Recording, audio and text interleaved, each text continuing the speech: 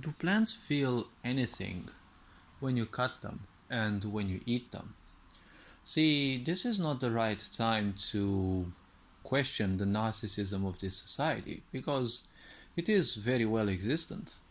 This is not the time to ask whether you feel worthy or not of hurting another being so that you can survive.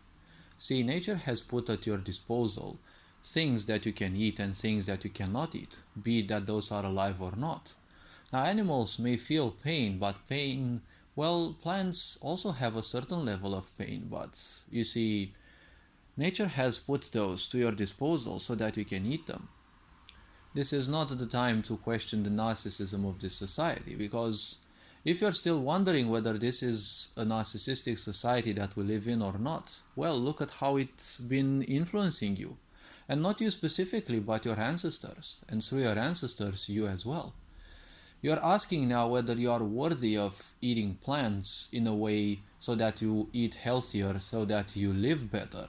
You're asking yourself even if you're worthy enough to breathe. There are people like this, and if you can't believe this, well, this sick society is even putting a price on, well, not necessarily on your breath, but it's putting a price on the sun, it's putting a price on water, and it's using cutesy excuses because everyone nowadays is polluting the planet. Even the cows' farts apparently pollute the planet. But cows have been existing before us, probably a few million years before us, right? They don't seem to have been polluting the planet this much.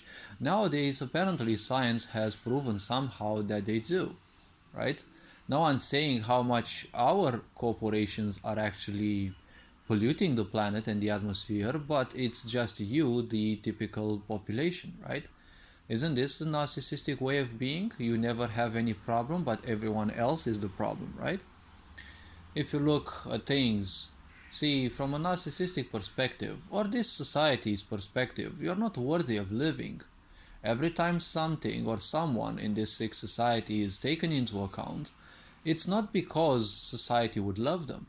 Remember the apartheid that was intended to be built with people who have accepted the, pandemic treatment and those who didn't, right? Society wanted to create an apartheid where the people who were complacent, they would simply be, let's say, in between commas, favored by society. When a sick society favors you, it's exactly like in a narcissistic relationship, because this is a narcissistic society, right? It is not that they like you, it is just your turn to suffer. If I think about, well, narcissistic behavior, right? They don't like anyone, it's just your turn. And, well, look at how the legal system is made, right? Committing murder is punished by, jail, and in some cases even by murder, right? You're killed if you commit murder, if it is, grave enough, let's say. But if you abuse other emotionally, mentally, psychologically, there's not that much punishment, right? Why would it be so? Well, isn't it because narcissists fear death above all else? And at the same time, well, abuse is how they function. They wouldn't be punishing that. And even in the legal system itself, and, top tier hierarchical positions in society, they're also more or less teeming with narcissistic behaviors, because they always seek the top so that the illusion that society would care for them is kept alive. So if you're wondering, all these are nothing else but ways through which this narcissistic society has made a highly complacent sheep out of you instead of the brave ancestors that we once used to have, right? They want a society where everyone is so complacent, even the dream of rebelling against the system is no longer, right? Not the thought itself, but a dream, right, would be simply inexistent. This is what basically they want. Religion has been the best way through which they made you so, because, you've been playing through your ancestors as well for a part for a certain period of your life, probably even more, in previous lifetimes and such. But in this lifetime, because this is what matters for us the most right now. See, you've been playing this game that the sick society cares for you, right? This is the caress that narcissists have. They always love you, they always care for you. And this is nothing but a break in between, their games, right? Distractions are just but small reliefs, right? Because they don't want to inflict constant pain, else the other people might get finally awake and run away.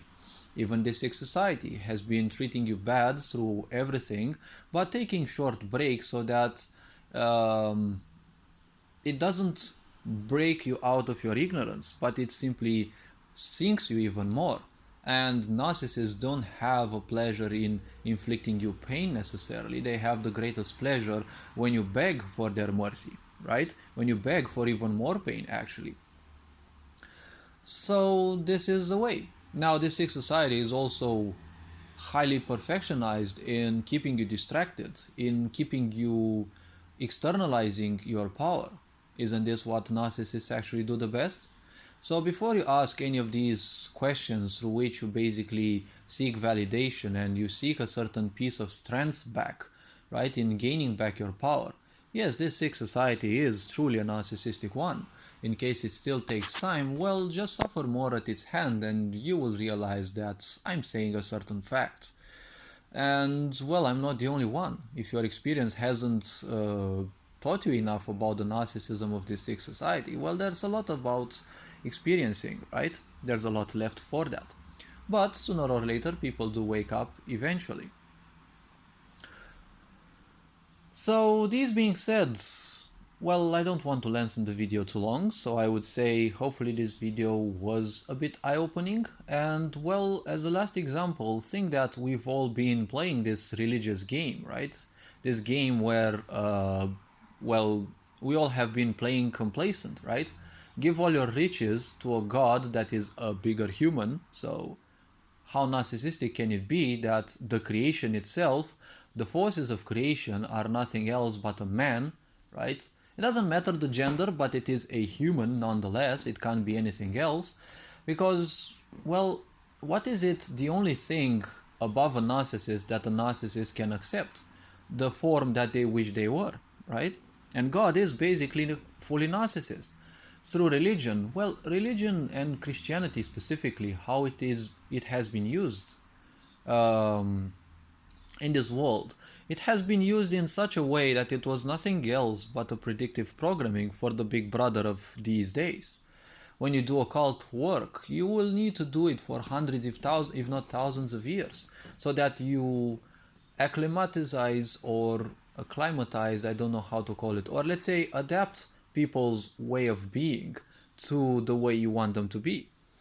This way they will act and think how you tell them, and at the same time, if the lie is perfectly made, you make them feel that that is the only truth. This is how stupid people also work, right? Remember that it's been us, the people, who have been policing others in the pandemic and any other such large-scale events throughout our history. And at the same time, right, the church give it all the power and you're just nothing else. You're just a nothing that lives at the mercy of an invented God. Isn't this another proof of narcissism as well? And, well, live in poverty, embrace your poverty, and, well, love your poverty, right? Love your misery. This is basically how a narcissist would want you to be. So hopefully this video was, let's say, introspective enough. Hopefully it was, well, it raises a bit of awareness in humans, and, well, nothing bad against religion, but this is how I see things. This is how my intuition tells me it was used. And, well, this being said, you're appreciated. Have an awesome day. Ferenc on board, signing out.